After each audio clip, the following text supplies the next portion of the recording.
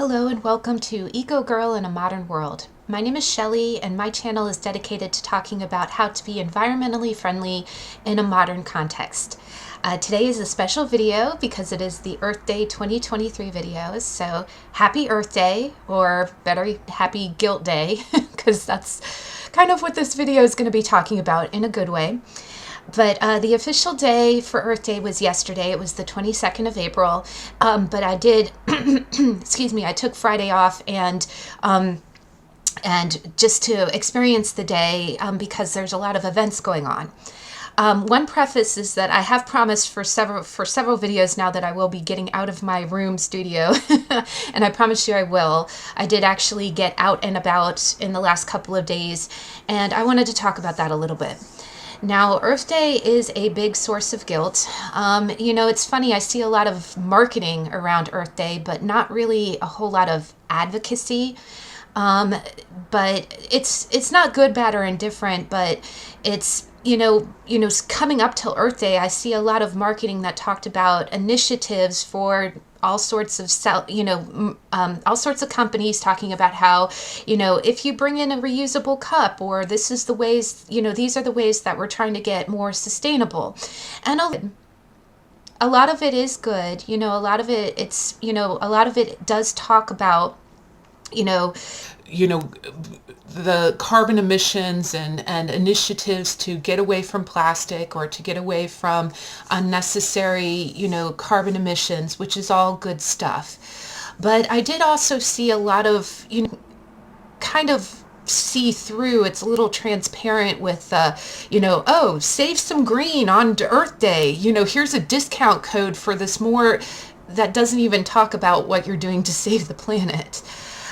So, you know, I follow other channels here on YouTube, and you know, there's quite a few really good ones that talk about that. There's actually a great channel called ShelBizlee, who is environmentalist, and she talks about really good ways. Like she gives a lot of real world answers about, you know, why we haven't moved over to certain green initiatives, and she kind of debunks the, you know, the greenwashing. So that's an excellent channel to follow. But she did have, in one of her recent videos, she talked about why we do not make Earth Day like Earth Month, because you can make Earth, you know, and actually I've seen a lot of companies do that. They'll talk about, you know, it leading up to Earth Day, they make the whole month dedicated to the initiative. But when you think about it, there's a slogan with Earth Day that's Earth Day every day, right? You want to try to be your best every day. ShelBizlee did actually she had a wonderful answer for that, because it is almost better to have it be one day. And with this video, it'll kind of make sense to put a focus on it. You know, basically, you want to think about ways of being green more frequently than once a year. But if you commit to making it a whole month, then it just kind of gets diluted. It just kind of gets watered down, and no one really takes it seriously. So here we're in this video, that's what I'm going to discuss today. You know, what Earth Day really means, and, you know, how you can really honor it. And so let's jump in. I took Friday off. I work a full-time job, and I took Friday off to kind of experience the day. And I know, and I apologize if I you know, trumped us up to believe that I was going to do something crazy, because that's what you think when you think of Earth Day. It's like, oh, okay, she's going to go, you know, plant 100 trees or do something really spectacular. And I wish I could have done that. But the way I spent the day is almost better, I think. And what I did is, this is going to sound crazy, I went to the mall. And I know that sounds really hypocritical and crazy, but what I did is, every Earth Day, I always look at my lifestyle and think about one area that I want to change, one area that I want to start moving towards. Like when you watched my first aid video, I talked about how I have yet to learn how to use a neti pot. So maybe, you know, on Earth Day, I can say, okay, for this Earth Day, for the next year, sometime in the next year, I want to learn how to do this more eco-friendly initiative. So maybe in the next year, I'll learn how to use a neti pot and actually commit to it.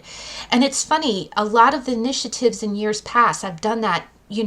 I don't do it on Earth Day. I try to do it once a month or once every 3 months. I think about, okay, what area of my life could I try to make more eco-friendly that I've been putting off or just not committing to.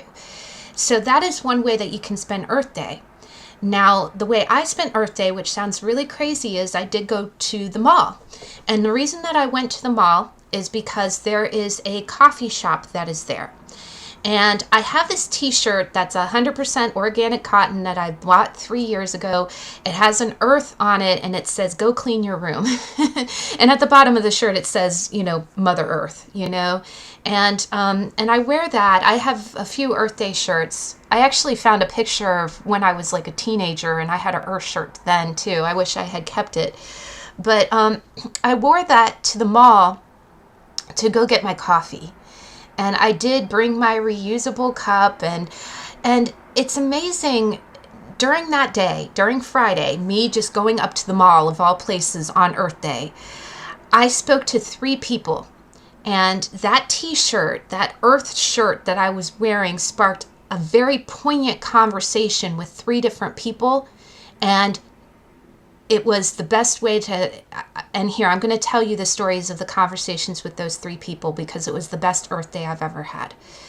The first conversation, I went and I got my coffee, and as I was waiting for my coffee to be prepared, there's a coffee shop that's in a major department store, Nordstrom Cafe, and that's where I go to get my coffee. And while my coffee was being prepared, I did walk over to the perfume area, and there's this really natural, beautiful perfume that I like to buy. And I started talking to the young lady there. She has the same nickname as one of my good friends, and she said, hey, after today, call your friend and tell her that, I said hi, because they have the same name. So when I call that friend, you'll know, if you watch, my friend watches this channel, so she knows who she is. But I spoke to this young girl who had the same name as my friend, and she saw my shirt and she goes, oh, was it, she goes, oh, I like your shirt. And I'm like, yeah, Earth Day is today, or, day is, tomorrow. And she goes, oh, wow. And the look of guilt came across her face. She was a young Gen Z girl. And she goes, yeah, I wish I could be more environmentally friendly. And I was just like, she goes, and I said, I said plenty of ways, to be environmentally friendly. And of course, I told her that my shirt was 100% cotton and that I've worn how many times I had worn it. I went into my, Times rule. And, I said, unfortunately, we're in a culture where we throw away a lot of our clothes. And the look of guilt deepened on her face, and she's like, yeah, she goes, I know, I have friends who wear it once. She goes, and she kind of looked at her feet, and she's just like, I try to wear things more than once, but if I've been seen, and I've talked about this before in my fashion videos, we're in a culture, where you don't want to be seen in the same thing twice. And the fast fashion industry has really, taken advantage of that. And I'll actually post a video down below by Justine Leconte who talks about that. We're in this we're in this zone where as especially Americans, we're raised to be consumers. We're raised to spend. And there's another video here on YouTube I'll post below that is a young girl who reflects on that. And it's funny, and there's a movie, there's in the Wonder Woman movie, Lynda Carter at the end, throughout the movie, they kept saying, yes, when someone asked them about the armor or asked them about what they're wearing, she said, yeah, that's a part of my culture. And you know what, when I think Americans today, and especially young Americans today, and especially millennials and Gen Z girls, we want to look good, we want to look Instagram ready, and so we are getting into that disposable, we're producing garments they're producing wasteful garments with the materials and the speed, and that's contributing to carbon emissions. And then we're only wearing it once and throwing it away. And the girl, you know, and again, it's Earth Day, so National Guilt Trip Day. You know, I said, yeah, this is cotton. I've worn it this many times. And she immediately said, yes, I know I need to wear my clothes more. She goes, but the problem is if I took that picture on Instagram, she even said it. She just came out and said it, you know, and no guilt, no guilt. This is our culture. This is how we're raised, right? And so she's like, but she goes, I do wear it more when I'm not being seen in it, when I'm not taking a picture with it. You know, she goes, she goes, I have a few garments that I've worn 3 times, and I'm just like, good for you, good for you.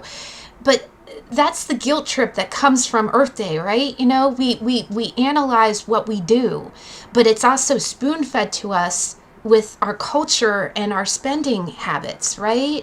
And, you know, and she even said, she goes, yeah, with our Instagram culture, and that's where with me and my rules, you know, let's be proud of how many times we've worn something. The 30 times rule and the natural fibers rule, we need to make that the standard.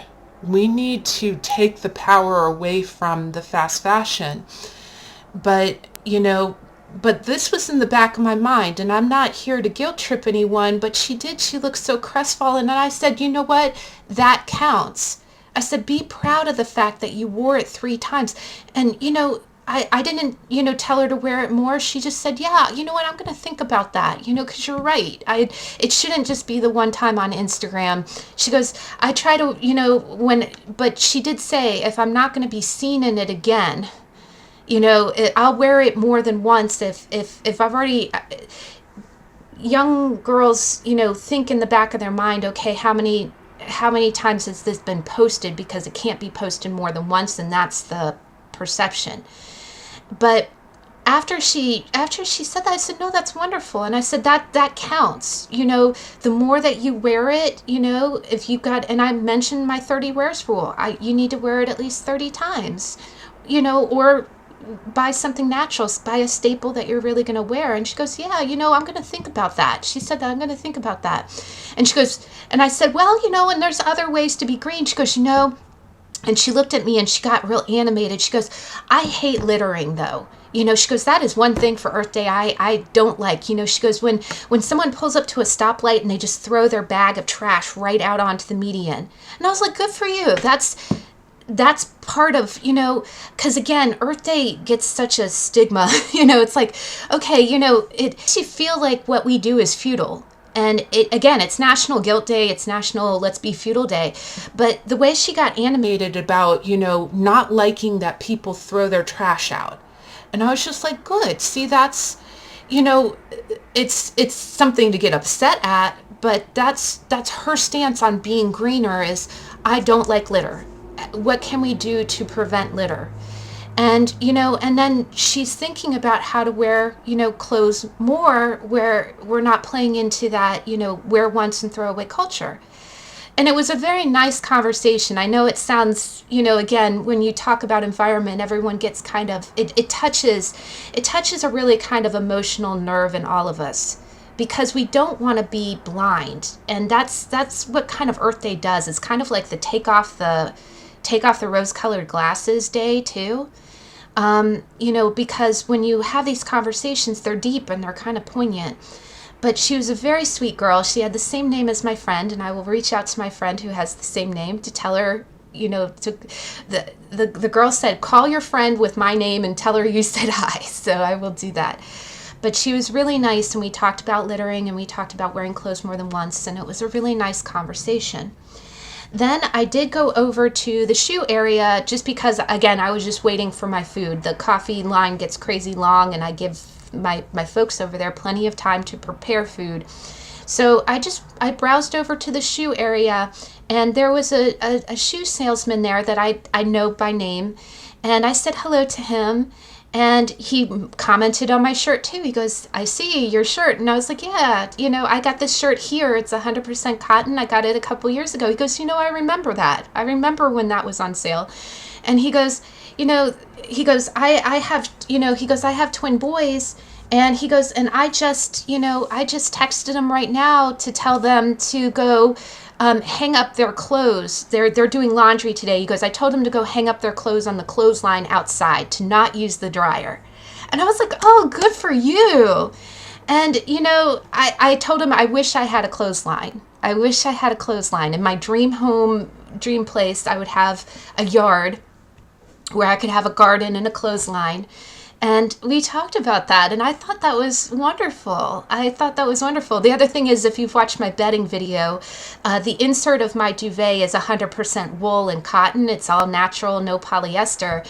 And clotheslines are a wonderful way to disinfect that. You just put them outside in the sun, right? So that was my second conversation of the day. It was really great. We talked about that. And he just brought it up. I didn't press anyone. I didn't strong arm anyone with my environmental stance. And then the last conversation I had the day, I got my coffee, I got my breakfast, and I enjoyed it. Indulged. I enjoyed my coffee. I enjoyed my food. And then the last conversation that I had that day, is I walked into another department store, and it was a mainstream store, and I won't say the name, but there is also another really sweet Gen Z guy that I talked to in that store. And he is my guy. I'll just call him Jay. Hi, Jay. But he's the one who told me about Good On You, the website that talks about how your clothes are manufactured. He's the one who told me about that. He's an environmental student at a local community college, and he works at this retail clothing store. Now, the retail clothing store is one of my favorites. It's not Anthropologie, but it's another one. And while I was in there, I was looking at a sweater that's Supima cotton, which is the long fiber cotton, and hemp. And I was excited to talk about this on Earth Day because hemp, I've said before in other videos, hemp is a very versatile fiber, and it might be more legalized in the next couple years. So when you can really use every part of the plant, like the hemp flower oil, which is it's not the tobacco side of the plant, it's the oil. That's very good for skin. It's used in a lot of hand lotions. I've used a hemp hand lotion from Bath and Body Works for like 20 years. It's very moisturizing, and I used hemp oil on my face. But the fiber is really wonderful too. It doesn't take as much water as cotton does. It's naturally pest resistant. Like, you don't need as much pesticides, if any at all, for it. And the other thing that's nice about hemp is, with cotton, if you plant cotton, it kind of takes a lot of certain nutrients from the ground. So you have to plant a different crop after cotton, which makes the growing of it more complicated. Hemp doesn't have that problem. You can grow hemp over and over again, and it's kind of like linen. It's really like linen. It's a little bit of a thicker, it's a little bit more straw-like, but it's not too scratchy. It's not bad, and especially when you blend it with cotton. And the other thing is, the more you wash hemp, the softer it gets. And so his store had a sweater that had that combination, and I went in to talk about it, to look at it. And of course, it's Earth Day, so I'm going to go in and talk to my buddy about Earth Day. And what was interesting is that he is an environmental student, and of course, it's Earth Day, so he's been in class talking about this.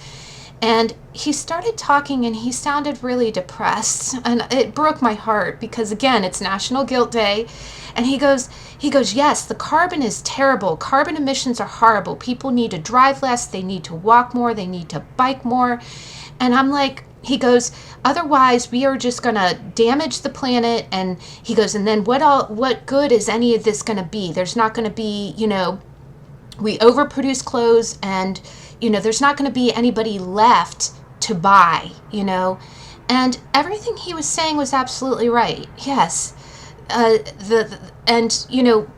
the last video, I talked about, the Montreal Protocol, and how much, just adjusting the Freon that we use in air conditioning can really prevent CFCs that put the hole in the ozone.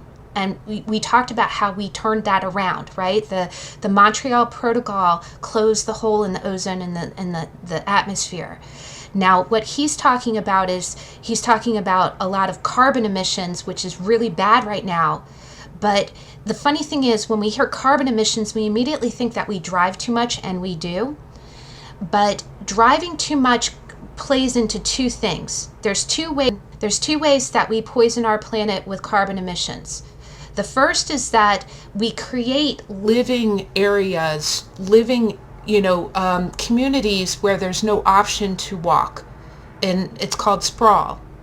It's like you create major metropolis cities where all you can do is drive, and then there's not walking paths.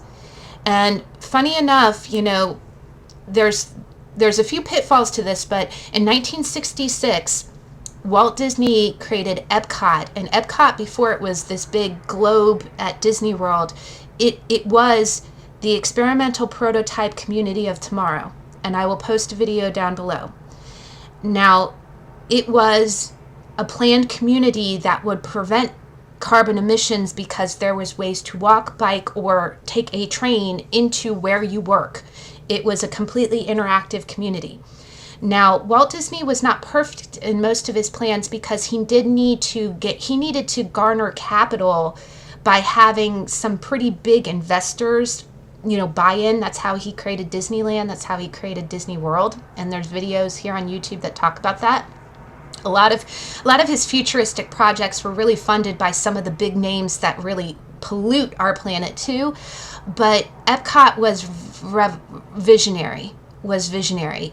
And then, and it also plays into a lot of our green cities, like the New Deal, the Roosevelt era with Greenbelt, and there's also there's a green city also in Ohio. But that's the first way that we can move forward to avoid carbon emissions by cars. We can drive less if we don't have to drive, and then, working remotely and things like that also help. But we really, there's a housing shortage for if you want to, the cost of housing is astronomical, and there's no starter homes to begin with. It's either these big mansions, or there's these little homes that are going for $400,000, which no one who's starting out can afford. If we actually created things like pocket communities, and I'm going to be talking about this more in future videos. If we actually created infrastructures, cities, that are walkable, and actually, if you look at the top 10 best places to live, that's the structure of these communities, is that they're like that. They are like EPCOT. They're meant to be walkable, livable, with open areas, and not just work building here, house here, and then highways in between. So, but this is what I'm talking about. He was wearing gray colored glasses because he's like, oh my God, this is doomed. We're rearranging deck chairs on the Titanic. And believe me, Earth Day makes you feel like that. Earth Day makes you feel like that. But that's not the case. We can, just like Montreal Protocol, we can turn it around. And I started telling him about that. I said, well, no, there's plenty of walking cities. We have to advocate for it. We also have to plant, actually, earlier in the video I mentioned ShelBizlee. She posted a video for Earth Day that talked about planting trees. That's another way that we counteract it, because the other thing is we have to not just plant trees, because the greenwashing of that is that you plant a tree but you don't let it reach its maturation. You don't let it grow up. we plant the tree and then we cut it down because we need it again, like the Lorax or something. It's funny, you talk about buying a $500,000 property, when you look at those advertisements, they'll say mature trees. That's one of the selling points, because that's how bad it's kind of getting. We're not even letting our trees grow up. We're tearing them down before we can even let them grow big enough to counteract carbon emissions. Because what trees do is, the taller they get, the stronger they get. They do clean the air. They're natural air purifiers.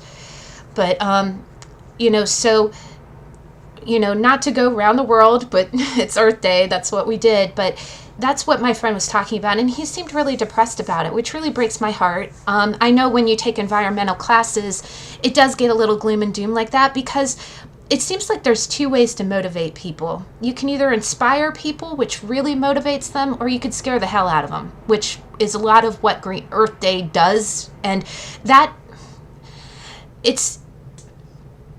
yes, it is a dire subject. It's an important subject, and we do need to stress that. But, you can always lure, you lure more bees, more workers to honey than you do with vinegar. You do. And if we are going to all be part of this change, we want to be motivated. And believe me, I understand where he's coming from. I get the same gloom and doom feeling. Every environmentalist channel you watch here on YouTube is going to have that one depressing video where it's like, is anything that I'm doing any good? And my poor friend Jay, yeah, he seemed really down in the dumps. He was like, none of this is going to matter at all if we don't stop carbon emissions. Well, one way to stop carbon emissions is to drive less, because we have planned communities that support green living. And so we need to talk about that, and we'll talk about that more in the future. That's number one. We can drive less if we don't have to drive. And that is on governments and starter homes, and we talk about that being a spider web and it being one string that we pull on, and it affects a lot of other things. But that's short answer. One way we can stop carbon emissions is where we don't have to drive as much, and that is really planned green communities, walking communities. The other way that we can stop it is fast fashion, overproducing clothes. You see how much the life cycle of a t-shirt, how much a t-shirt is flown around the world. And then the first conversation we had with the young lady, and this breaks my heart, because these are young, beautiful people. They deserve to wear quality clothes that haven't been, because of cost, and because of inflation, and because of the corporate greed. Pretty much, we're encouraging you to buy one cheap garment fast, new garments made every single day. You'll see in the video with Justine Leconte, 365,000 garments made a day on Shein. And the store that I went to is not innocent either. When I go to their website, yes, they've got all the stuff for spring, but it's not like, if you go to a website and it's just like endless scrolling, like you could just scroll and scroll and scroll and scroll and scroll and scroll, and then they have each one of those garments, trendy garments, like cargo pants, polyester cargo pants. You got a choice of 12 colors. That is carbon emissions, guys. Think of, and the workers that made those clothes didn't get paid anything to make them. So as much as we want to focus on driving being the problem, and driving is a problem, that is it's an economical, income structured living, starter home, huge problem that plays into how much we have to drive to, to commute to work, to walk to work, to live in a quality environment. But the other side of it is clothes. Wearing garments once, paying a cheap price, having it flown across the Atlantic, having it flown everywhere, that's carbon. That is our bigger problem than just driving our cars. We can focus on driving our cars too, but everything that I talk about in this channel, especially about fashion, that is above. That completely knocks driving a car to second place. Flying all these garments around the world, making them cheaply, using up petroleum, polyester is gas, it's oil, it's fossil fuel, and we're buying cheap clothes and flying it all around the world. But so I started talking to him about that, and of course he was upset, and we had the conversation switched. And I said, yes, well, fast fashion plays into that, But that's why I said that's actually why I came into your store today, is because you're not fast fashion. And I told him, I said, you know how you told me about Good On You? I went to Good On You and you guys went up a step. Like they had a certain rating and they got up. He goes, yeah, I noticed that. We're doing better. I was like, you're doing fantastic. And I said, now can you walk me over to that hemp sweater? And I told him about hemp and about how you can plant it over and over again. He goes, really?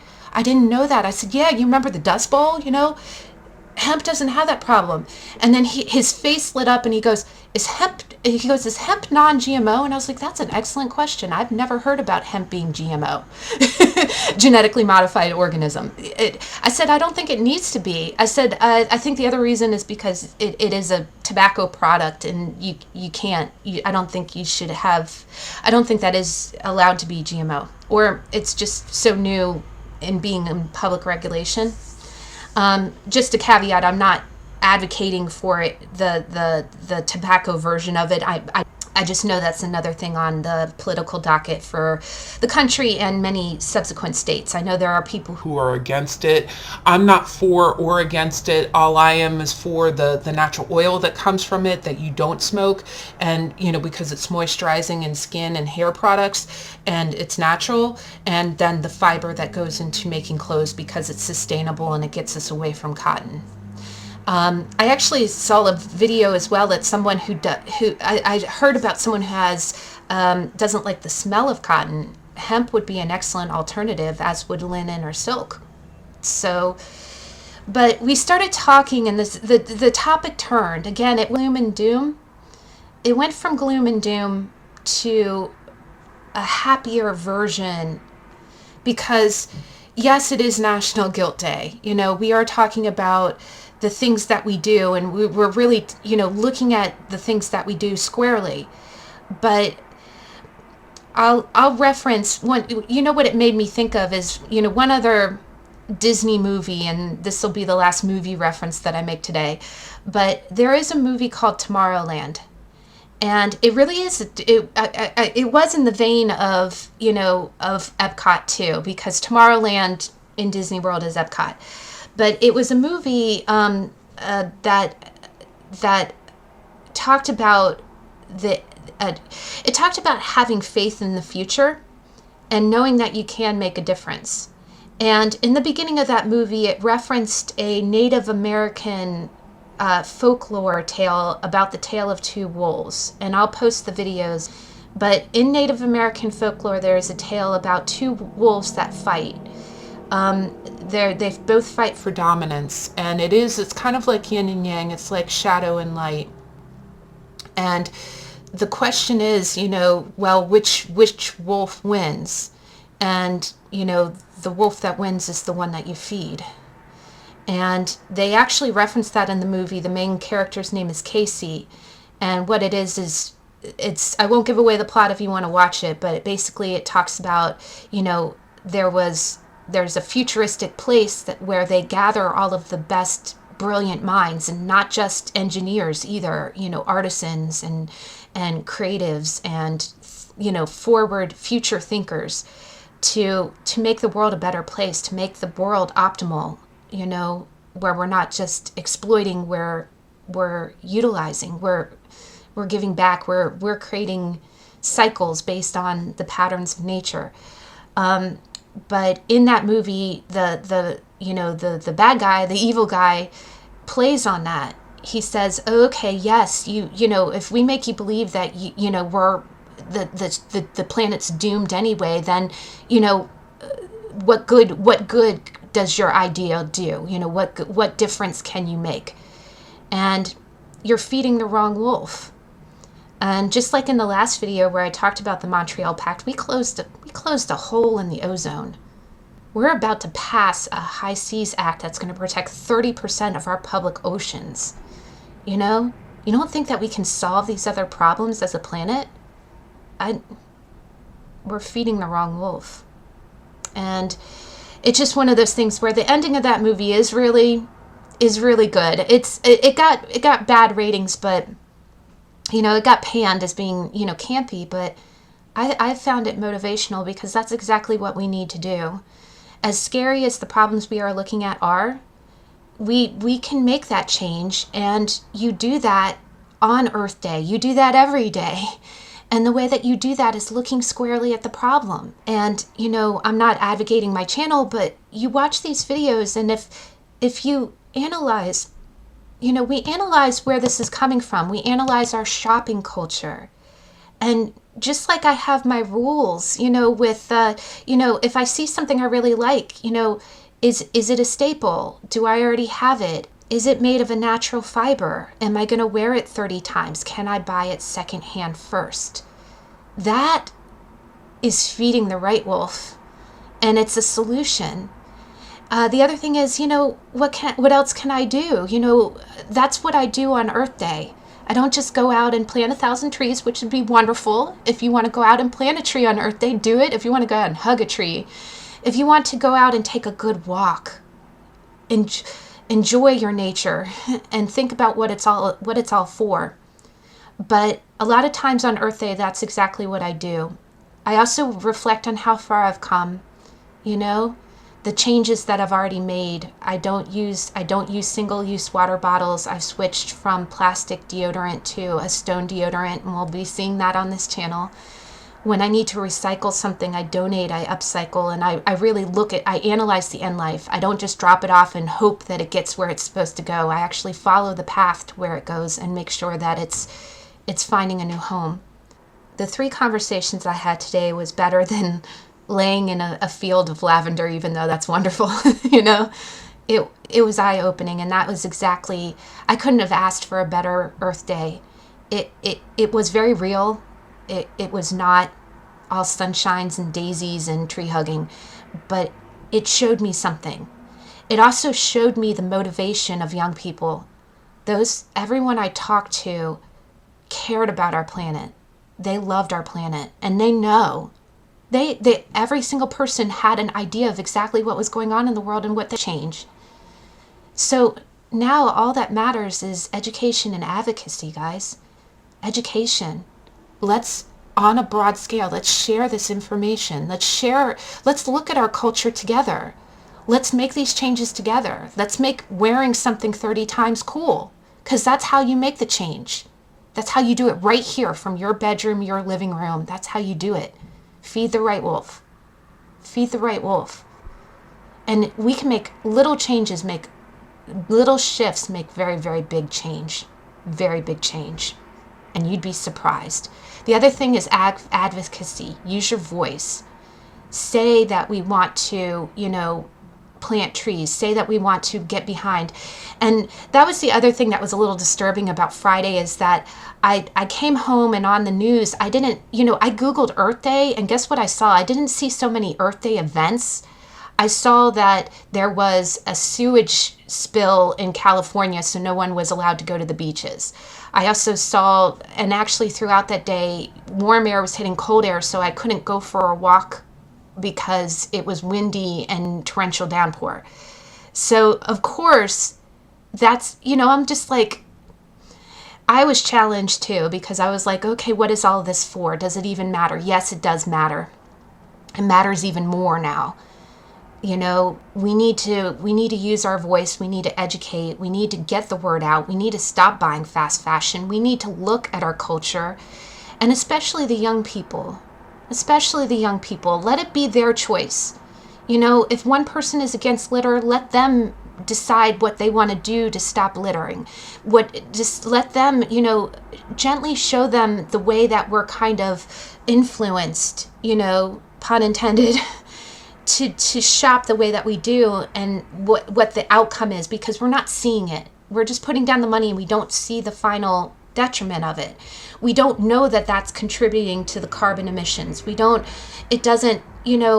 other thing is that these are really smart young people. These are our future. These young people are going to be who's carrying the torch into the future, and I just don't want them to have 10 times more problems than when I was growing up. But I do have faith. I have faith. I am in the middle. Kind of. I may dress up like Casey for Halloween this year, because we need to find the future seekers, and we need to speak up now, and we need to make these little changes now. But for your Earth Day, it is not all gloom and doom. Just look at one thing that you can do differently. You know, the other thing is there's always something we've been curious about. Every single person I talked to knew of one little aspect that they knew would be good for the planet. Explore that. And then when you're done doing that, explore another one. You know, if you say, oh, okay, how can I get away from bottled laundry detergent? Make the switch. Oh, okay, how do I get away from single-use water bottles? Make the switch. And then just keep going. And so it's not just Earth Day every day, it's Earth Day every week, every month, every quarter, once a year. Doesn't have to be on April 22nd. And the last thing to leave off on is that, you know, ever since I was a teenager, I've been passionate about environmental issues. And when I took the environmental course at my college 2 years ago, one of the first things that we went around the table, and it really was like the United Nations. There were people of every age, every background, every education around this table. You know, there were beekeepers and there were river keepers, and then there were just teachers, and there were people who cared about the livelihood. And the reason that they were there, and the first thing that we asked each other, that was one of the first questions, is we went around the table and we said, what is your favorite place? What is your favorite place in nature? And we went around and we talked about it. And, you know, we talked about the waterways, the places we went hiking, the places we went camping, the beaches. And I've actually written down a couple names. Two of the places that were mentioned are on my bucket list because the way that the person talked about it. It's a place I want to see. I need to see. And then, of course, in my mind, I have my lakes and my walking paths. And it's nothing grand. It's not the Grand Canyon. It's just the walking path that's around my house that goes past the school, you know? And, you know, this is what we're here for, guys. This is what we want to preserve and give to our generations, you know, our children's children's children. So in closing, for your Earth Day, that's one last thing that I ask you to do. You know, think about your favorite place. Go to your favorite place. And that could just be a little patch of grass underneath your mailbox. You know, I do that too. Go out there and sit there for a little while, you know. You know, wherever that place is, go in your mind or go out and value that on Earth Day. And think about how these little changes contribute and make a difference, you know, to those areas. But I thank you so much for joining me today. I know I kind of went around the world. It was a deep day. But that's what Earth Day means to me, you know, every day. But in closing, I do have an eco outfit of the day I'm going to show you real quick. The button down, the yellow button down is 100% cotton, and it's been worn 7 times. The shirt underneath is cotton and linen. It's almost like an undershirt. It's been worn more than 30 times. The jeans you can't see, but they're my high-waisted jeans by Better People. 100% cotton and worn 32 times. That's probably more than that. I wear these almost every day. And then the earrings are pre-owned. They're vintage that I got off eBay. And they have been worn 7 times. And I think I'm going to be wearing a whole lot more. But I thank you so much for joining me, guys. You know, happy Earth Day, happy Guilt Day. You know, let's go out there and feed the right wolf. And I'll see you in the next video.